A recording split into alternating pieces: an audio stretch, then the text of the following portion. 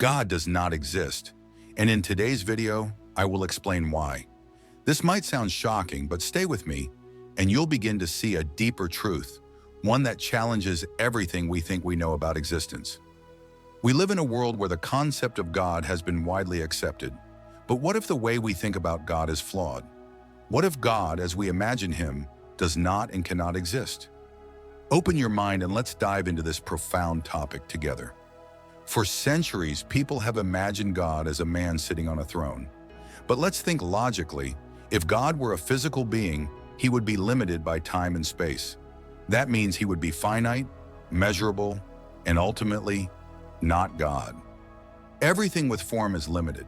If something has a beginning, it will have an end. If God were a being like us, he would be part of creation, not the creator.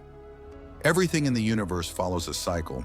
It is born, it changes, and eventually it ceases to exist. But can something truly be called God if it is trapped within this same cycle? This perspective forces us to rethink how we define divinity. Many religions teach that God is eternal, but if he were part of the physical world, he would not be eternal. He would be subject to the same universal laws as everything else. This contradiction leads to the idea that God must be beyond existence as we understand it. Everything that exists is part of creation. Planets, stars, people, animals, all of it belongs to existence. But God is not part of anything. The moment we define him as something that exists, we limit him. God is not a creator in the way a painter creates a painting. He is not something within time. He is beyond it. He is not a being who exists. He is existence itself.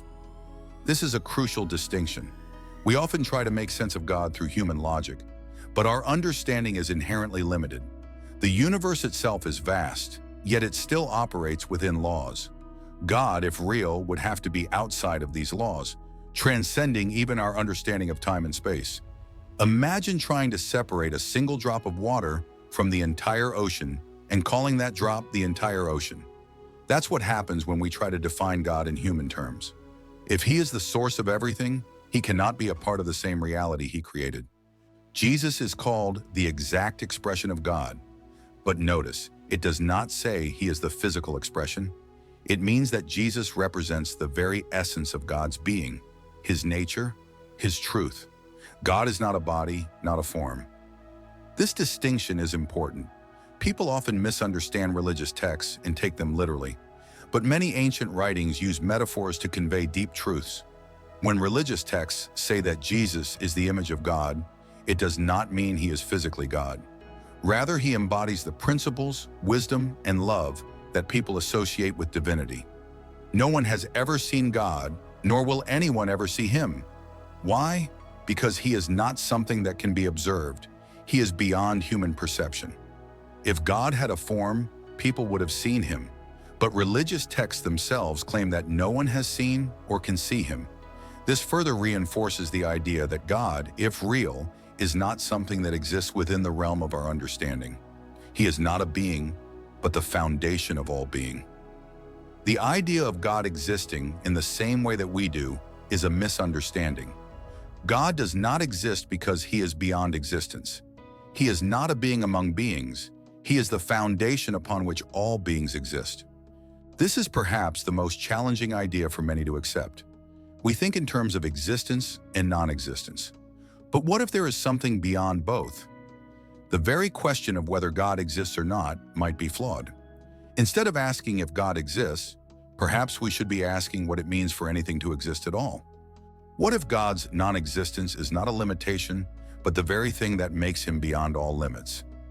Instead of looking for a physical presence, we should seek to understand the essence of being itself.